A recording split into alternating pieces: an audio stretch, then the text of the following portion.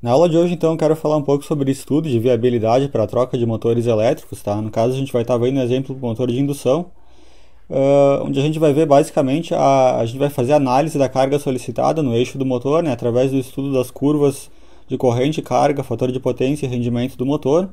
E depois a gente vai estar vendo ali, fazendo o estudo de viabilidade econômica para substituição do motor, caso a gente julgar necessário, né? Então, basicamente, esse estudo ele visa avaliar as condições operacionais de um motor elétrico, né? Nesse exemplo, a gente vai utilizar o motor de indução trifásico, mas esse procedimento ele pode ser utilizado também para outros motores, né? Não necessariamente o motor de indução. Num processo qualquer, né? Num processo industrial, por exemplo, a fim de analisar a possibilidade de substituição do mesmo, caso necessário, né? Caso a gente chegue à conclusão que é necessário trocar o motor. Esse procedimento ele visa então aumentar a eficiência energética do processo e também da instalação elétrica de maneira geral, reduzindo gastos com perdas no motor, né? Então, aqui como é que a gente estima, tá, a carga que o motor elétrico está acionando no eixo? Então a gente pode observar a corrente elétrica numa das fases do motor de indução, assim como está mostrado nessa imagem aqui, né, com alicate amperímetro, por exemplo. E a gente pode estimar então a potência entregue no eixo através da corrente elétrica, né? Se a corrente elétrica medida ela for o valor nominal, né, da placa do motor, então significa que lá no eixo a potência da carga ela corresponde exatamente à potência nominal, né, a potência de placa do motor. Já se a corrente elétrica ela for diferente, tá, do valor nominal, a gente tem que partir para a análise da curva, né?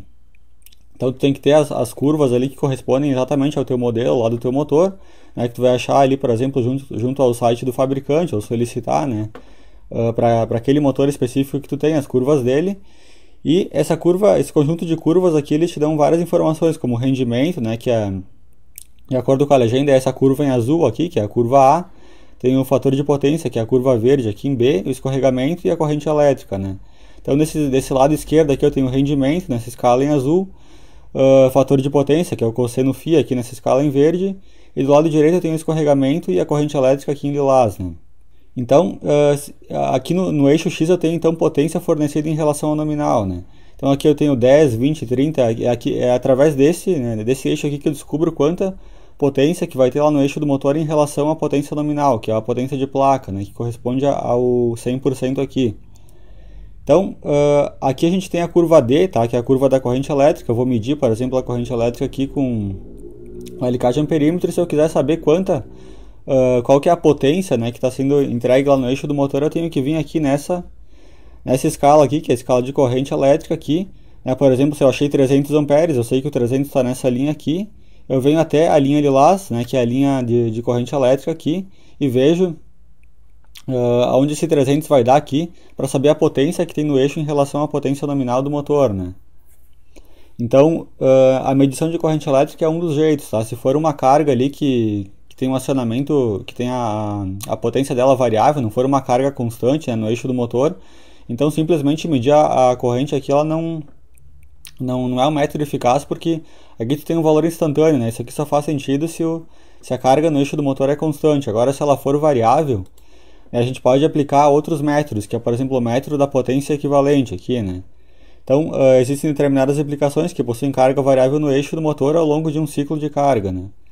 Uma forma de calcular a potência equivalente de um ciclo de carga, né, ou seja, a potência que gera a mesma solicitação térmica do motor, é através dessa expressão aqui.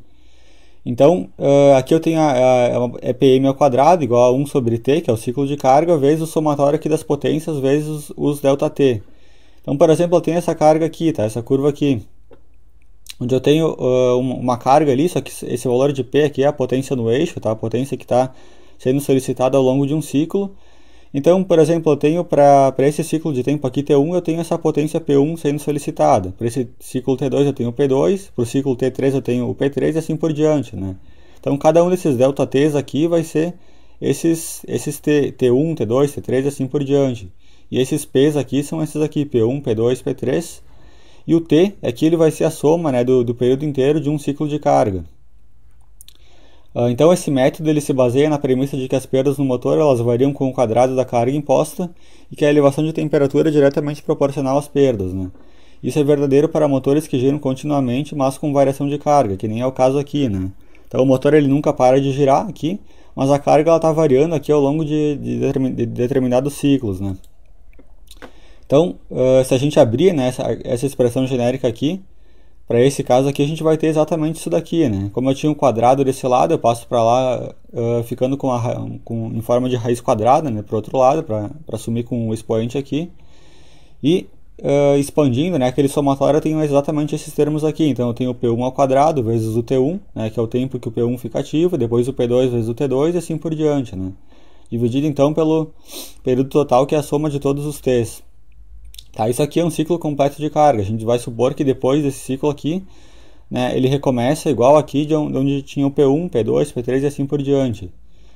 Já quando eu tenho essa outra situação aqui, que é variação de carga com repouso, né, então eu vario a carga ao longo de um tempo, mas eu tenho intervalos de tempo onde eu tenho repouso, né, o motor ele não é acionado. Então esse regime de operação ele é prejudicial à refrigeração dos motores fechados que usam um ventilador externo próprio na refrigeração, isto é, que se refrigeram enquanto funcionam, né?